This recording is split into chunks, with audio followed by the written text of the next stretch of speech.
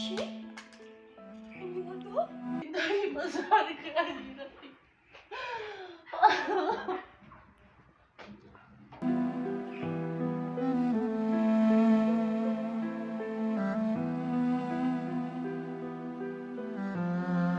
وقتی که مادرت زنده بود میشد، لیکن حاضر که مادرت نیست به مادر تو در این خونه زندگی کردن نمیتوانی. ای زنک اومدی بو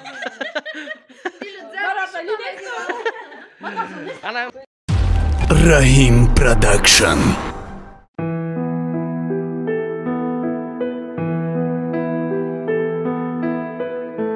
خدا همه اوچه جونان خیلی مهربان باشن، سخی باشن.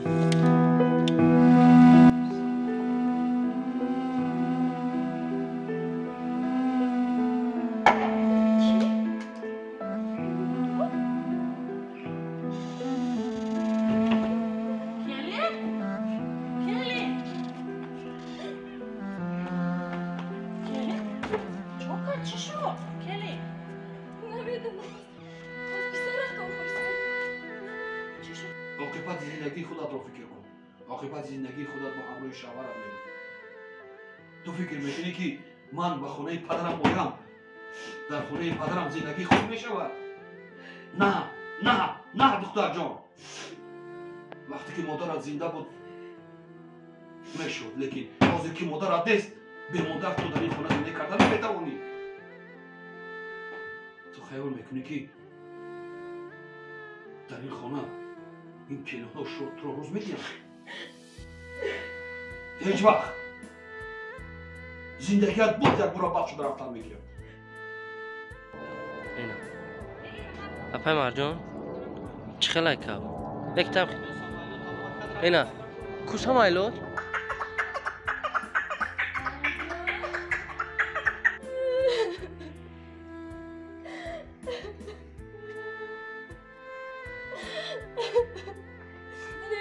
حالود بخدو جویتی تو با ما درآمد. میگن سری زلفی تو نشید سری زلفی دیگره. ای زنک اومدی بو انا مردک ها اول بس کیوی چشم رو بریزه شف چی گفتنی اینا نگاه کنی مونتاژ که میکنی یکم ما را بر لبوی کسا خمه شکلیت میکنه. همروی مادر توفه زهرش میتونم آدمش میکنم با گریه میکنم. بچه جان باید هیچ کسی کار نکنه. ها اینا جوانای حجیره باید از ما عبرت بگیرن که کلانترها را از خیچان چخیل حرمت کنن، چخیل عزت کنن. ما برای همین جوانای حجیره میکنیم که مقصد سن سالشون ولی به گویا رسیدگی نیستن، شوهر دمیتیانشون فقط خانه کلید میشن. برای همین تماشا کنن یک چیز دو چیز از ما بآموزن. پدر مادر خیچان چخیل که حرمت عزت میکنن، سرخشتمان را همه خیلی حرمت عزت کنن. هزار آمد همه کاری ما همه خوب میره یافته نمیشود. یک سو بگذاری یافته نمیشود. یک دو سه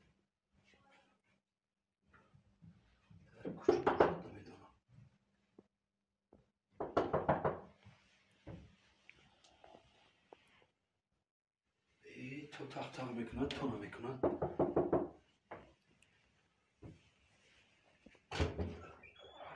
بیا دختر جان چی شد؟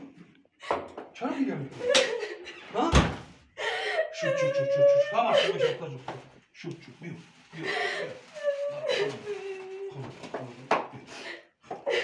شد داری مسخره کردی.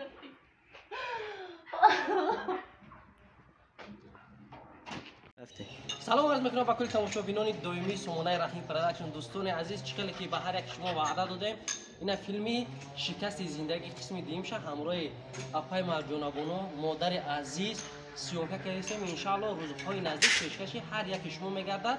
باوری کامل دارم که ای زندگی بسیار شما وقتا یک چیزی خوب شما میگیرن چیزی بچه دور میپرتونه که بعدش برای ما در کار نیست. همین تمام کار ما خوبی شما بگیرن بعدش بگذار در اون بدی ما نه هیچگاه بدی را در اختیار نگیرین. و اوچجان عزیز ما چی گفتنی که بسم الله الرحمن الرحیم دعا ای شما سر شما. بله مخلصای عزیز ما با شماییم، امیدواریم که شما هم با ما هستید. سلامت باشین.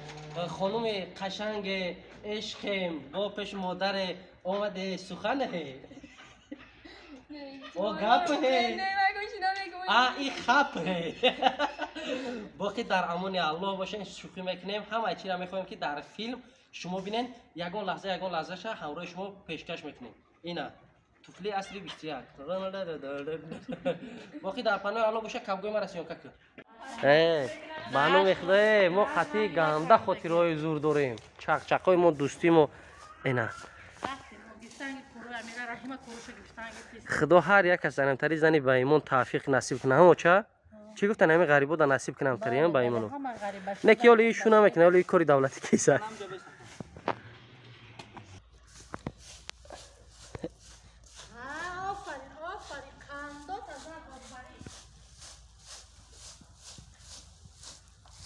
که اولین نیمو چشمو را سخت که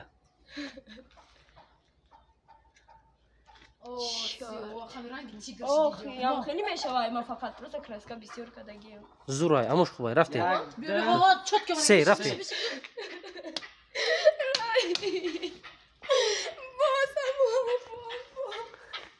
آخر گفتم هماش ناشد هماش ساشد تو بازم این کردی باز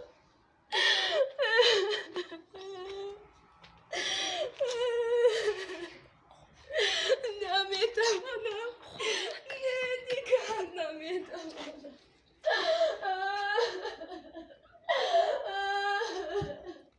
ملاتسی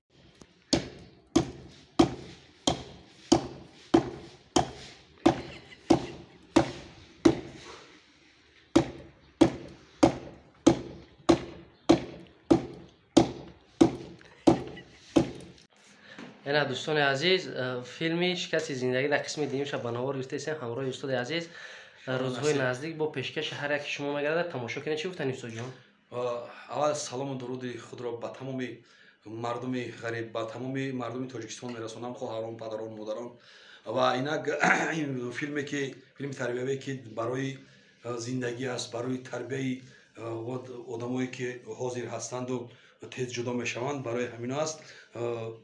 خواهش میکنم که فیلم رو تماشا کنید. من باوری دارم که شخصایی هستند با همین راه ها گرفتار هستند و ان شاء الله نصیب آینده میبینم فیلم رو ممکن زندگی اونها خوب شود. با همه شما خداوند خوشی های زندگی رو آرزو میکنم، بردباری های زندگی رو و اینک با کانال رحیم پروداکشن و جورخانی شکرخم باشید تماشا کنید صحنه ها رو صحنه های خوب رو و اینک فیلم های تربیوی رو. خداوند نگهدار. بله دوستان عزیز با روزهای نزدیک همراه استاد عزیز در کانال افیر میشه صحبت آزاد چقچق کانال اکرم دستگیری میکنیم که بهترین چیزهای خوب پارتفوتیسه با صحنه‌های حجوی سولینوی در پیش هم خلاص است. ان شاء الله نصیب یک 10-15 صحنه حجوی در پیش از سولینوی برای شما میکنیم، برای خرسندی شما یک لحظه که همین چهره شما خوشبخت باشد. اما وقتی که من شما رو میبینم که ما رو میبینید میخندید من باوری دارم که یک زل در همین مو چیزی شما میبینید که میخندید. سلامت باشین. خوب دوستان عزیز.